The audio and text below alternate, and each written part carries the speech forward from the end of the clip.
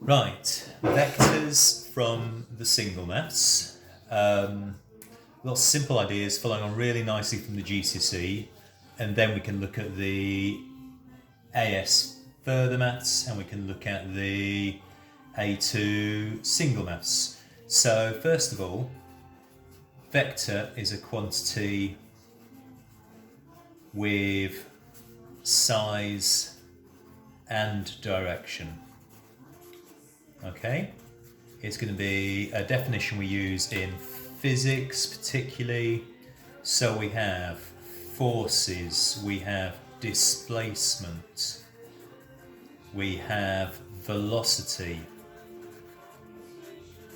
The converse of a vector would be a scalar, a quantity where direction has no meaning. Do we know any scalar quantities? Mass is a scalar quantity. Weight is a force. Mass is a scalar quantity. Energy, work done, from the topic we were doing. If velocity is the vector, speed is the scalar quantity, etc. Okay. At GCSE, we had the following notation. If we had A here, and we had B here, we would say that if I wanted to describe AB, we would use A, B, line on top, and we would use column vectors. From 1 to 7 is 6, from 5 to 2 is -3, a column vector. If we then say, if we call that vector A and that vector B, we could also have that vector A to B is -A plus B. -A plus B, or B minus A. Okay. What else could we add at this point? If A is from here to here is 1, 5. Hopefully it's not too much of a surprise to say that twice A is 2, 10. -3A would be -3 -15. A plus B is 1, 5 and 7, 2. So 8, 7.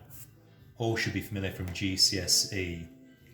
So what do we add to that? Well, all of that is still true, and we can write things exactly like that. We have a second way of describing vectors in component form.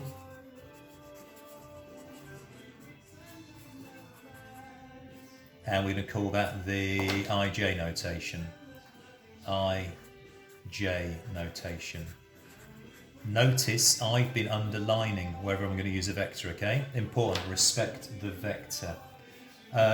What do I mean by the IJ notation? If AB is 6, 3, for argument's sake, 6 in the x direction we can call 6i.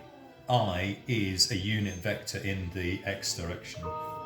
3 in the y direction will be described as 3j, okay? So for example, e.g. the vector 5i take 2j could be represented as 5 across, 1, 2, 3, 4, 5, and 2 down. So if that was 5 across and 2 down, that would be the vector 5i minus 2j. So it's exactly the same as 5 minus 2. It is just another notation. We need to be able to convert between,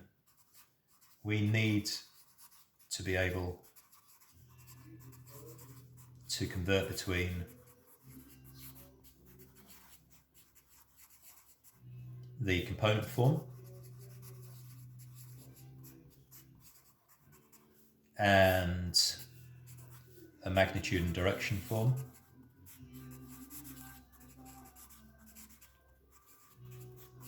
But this, well, you've done the complex number work, you've done the polar coordinate work. This should be very familiar once I've drawn it, what we mean by that.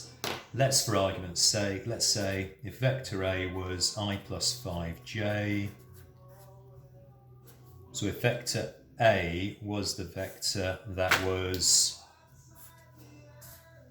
1 across and 5 up, could we work out that length, which we're going to call the magnitude of A? Can we work out that angle?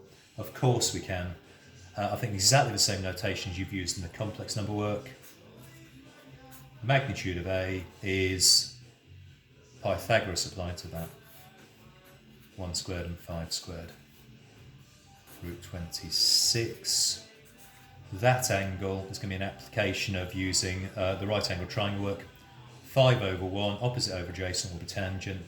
So that would be tan minus 1 of 5. Whatever that happens to be.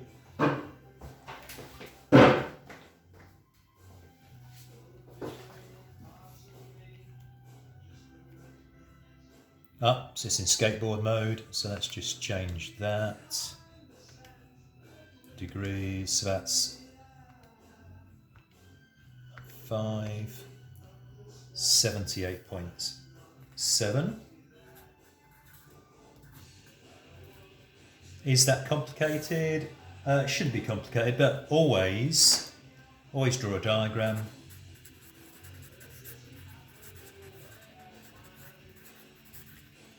Y, if we want the direction, wanted the direction of minus 2, 3. So if I put that onto a diagram, minus 2, 3 would look like that. Minus 2, 3.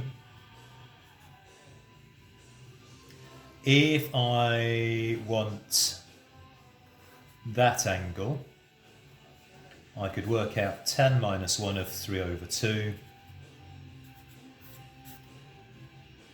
to get, let's call that alpha. And then the angle I wanted would be 180, take that. Depending on the angle we're trying to work out. What else do we need to know?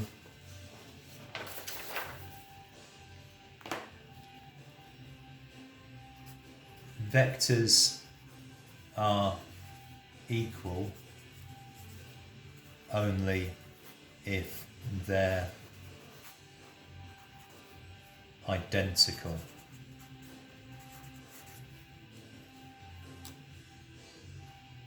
If A is, I don't know, x3 and B is 5y and A equals B, it has to be that x3 is 5y. There is no way that those are equal unless x is 5 and y is 3. Hopefully thinking, of course that's the case. Vectors are parallel if one is a multiple of the other.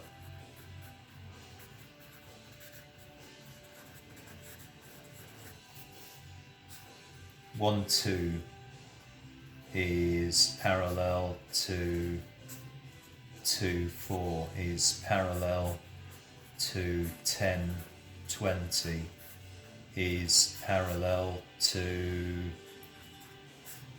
-3, -6. If A is a multiple of B, then A is parallel to B. That comes up a lot in questions. Vectors are perpendicular if, well, we'll do that when we do the AS further work, which is not far away, but it will involve the scalar or dot multiple. The only other thing I can think of at the moment to get things going is a unit vector is one with a magnitude of 1.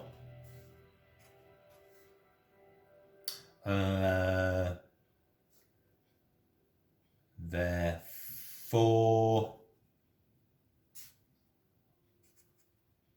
3/5, 4/5 is a unit vector because if I do 3/5 squared and 4/5 squared, I get 9/25 and 16/25, 25/25, 1. If you want to find a unit vector in a particular direction, we can just take a vector